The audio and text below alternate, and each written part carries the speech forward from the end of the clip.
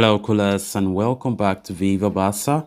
Welcome to the home of everything Barcelona, where we are going to be discussing on the latest developing stories. We start with Robert Lewandowski, who recently, explained what his gesture meant. Of course, he explained his gesture after Osasuna red card amid risk of a three-game ban.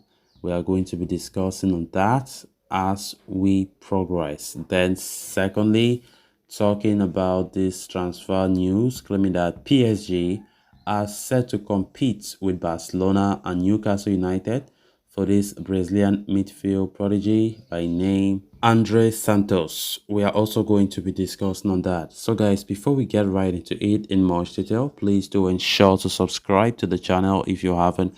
Turn on the post bell notification to always stay notified whenever I post a new video. Consider liking the video and please watch it right up to the very end.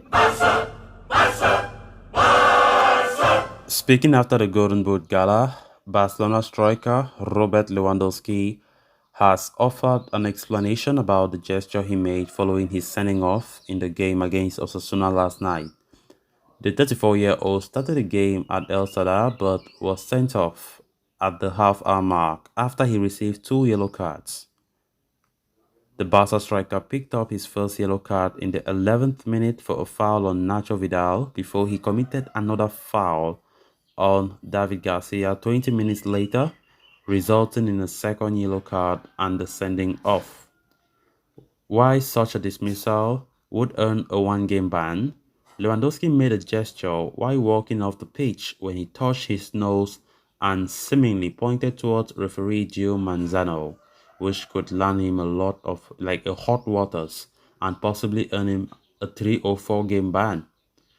However, explaining his actions, the 34-year-old has claimed that he did not mean to disrespect the referee and that his gesture was towards manager Xavi Hernandez, with whom he was interacting about the red card. He said about the gesture, "It's even funny because last week I was talking with Xavi that in the future it could happen that I saw a yellow card and I had to go expelled for another yellow card and that it would be hard.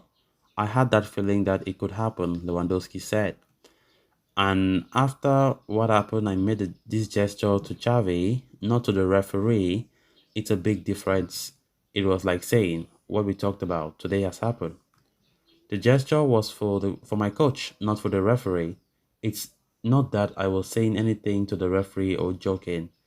It is what I said that I had the feeling that was that what was said was going to happen that night. It wasn't for the referee, he reiterated. For now, Lewandowski will be suspended for the match against RCD Espanyol on December 31st. It remains to be seen if he is handed any additional bans because of that gesture, although Alfredo Martinez is reporting that Barcelona plan to appeal against any such decision. Lewandowski's gesture after being handed a red card against Osasuna made a lot of waves. And of course, it was interpreted by many that he was insulting the referee and things like that. But according to what he was reiterating after receiving his Golden Shoe Award yesterday, he said all that was just for Xavi. It's not for the manager. He was not even insulting anyone, and he had already told Xavi at some point that there will be a day that he will be sent off. So he does not know why all this is being pointed as if he was insulting the referee. Because yesterday we started getting reports of Lewandowski might be handed a 3 or 4 match game ban for his actions or for his gesture for what he did, and many thinking that he was insulting the match referee. But he have just insisted that look, that is not the case. That gesture was meant for Xavi, not for the match referee. So whether this his explanation will help cool down matters, or I don't know, or the referee will still they'll still check on it to see if they can ban him more, all remains to be seen. But I just hope that there shouldn't be any further game bans because it's going to be devastating for us. Of course, right now, as it stands, it is expected that he will miss just one game. Our next game after the World Cup, that will be against Espanyol at the Camp Nou. So it remains to be seen if he will be added that game ban. But definitely, I don't think he did that to the referee, and he shouldn't be given a 3 or 4 game ban. That would be unfair. So let's see. Hopefully, this is explanation about that gesture will help cool things down. Of course, his red card even came as a blessing because who knows, had it been he was on the pitch, we might not even win the game. Of course, it was an incredible comeback coming from one goal down with 10 men and winning 2 goals away from home in a team that is doing so well in La Liga. I mean, Osasuna is doing great. Had it been Osasuna could have won that game, they would have been third that very night, but they failed to do so. So it's something that is so good to watch. I like this, the fighting spirit up to the very end, the self-belief that the team had, despite being 10 men, still winning the game. It's something to celebrate. Then moving on to the next story of discussion, following Real Madrid's success in the Brazilian market recently, Barcelona have also decided to dip their hand into South American academies in the hopes of finding the next Vinicius Junior, Rodrigo and more. One of the players on their radar for a while now is Vasco da Gama's Andre Santos.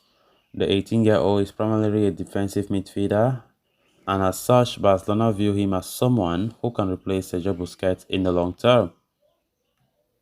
They are far from alone in the race for his signature though.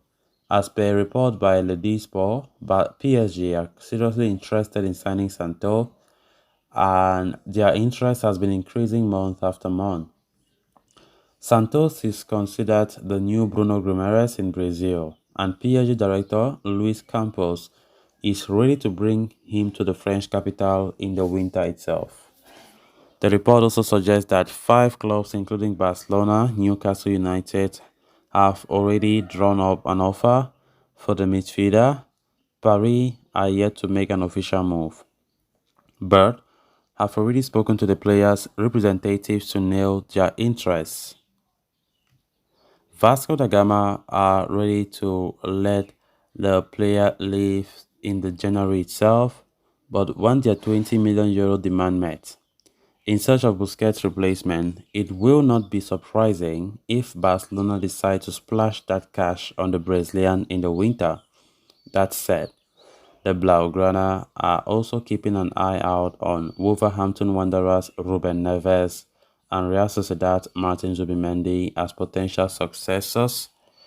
The latter is Xavi's first choice of that position, but having renewed his contract recently, it seems unlikely that he will cost anything less than his release clause of 60 million.